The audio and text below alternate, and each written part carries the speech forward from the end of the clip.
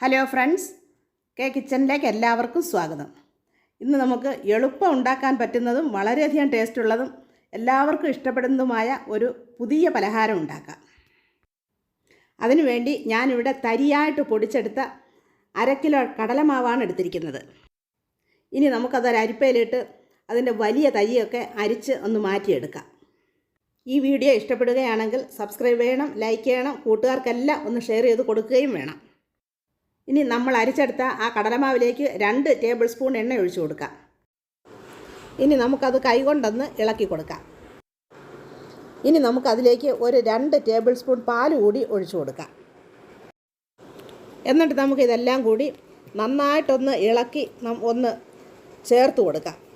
അതിനുശേഷം നമുക്ക് കൈകൊണ്ട് അത് നല്ലതുപോലെ ഒന്ന് അമർത്തി ഒരു 10 മിനിറ്റ് നേരത്തേക്ക് നമുക്കതൊന്ന് അടച്ചു വയ്ക്കാം. ഇനി നമുക്കൊരു പാൻ എടുത്ത് അതിലേക്ക് ഒരു 1/2 കിലോ നെയ്യ് ഒഴിച്ച് അത് ചൂടാകുമ്പോഴേക്ക് നമ്മൾ ആ അടച്ചു വെച്ചിരുന്ന കടലമാവ് അതിലേക്ക് ഇട്ട് കൊടുക്കാം. ഇനി നമുക്കതൊന്ന് മിക്സ് ചെയ്ത് കൊടുക്കാം. തീ നല്ലതുപോലെ കുറച്ച് വെച്ച് വേണം അത് ഇളക്കി കൊടുക്കാൻ. കൈ വിടാതെ നമുക്കത് ഇളക്കി കൊടുക്കണം. അടിയിൽ പിടിക്കാതെ വളരെ സൂക്ഷിക്കണം. നല്ല ബ്രൗൺ കളറാകുമ്പോൾ നമുക്ക് ഗ്യാസ് ഓഫാക്കാം. ഇനി നമുക്ക് ഒരു പാൻ അടുപ്പേ വെച്ച് അതിലേക്ക് 1/2 കിലോ പഞ്ചസാര ഇട്ട് കൊടുക്കാം. ആ പഞ്ചസാരയിലേക്ക് നമുക്ക് 1 ഗ്ലാസ് വെള്ളം ഒഴിച്ച് നന്നായിട്ട് തീ കുറച്ച് വെച്ച് ഇളക്കിക്കൊണ്ടിരിക്കണം.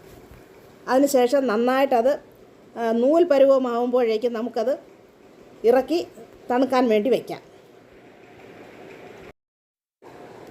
അതിനുശേഷം നമ്മൾ ആ നെയ്ക്കകത്ത് ഉണ്ടാക്കി വെച്ചിരുന്ന കടലമാവ് അതിലേക്ക് ഈ ശർക്കരപ്പാനി നമുക്കതിലേക്ക് ഒഴിച്ചു കൊടുത്ത് നന്നായിട്ടൊന്ന് ഇളക്കി കൊടുക്കാം.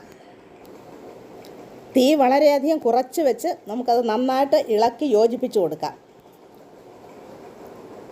അതിനുശേഷം നമുക്കതിലേക്ക് ചുക്കുപൊടിയും ഡ്രൈ ഫ്രൂട്ട്സും കൂടെ ചേർത്ത് മിക്സ് ചെയ്തെടുക്കാം.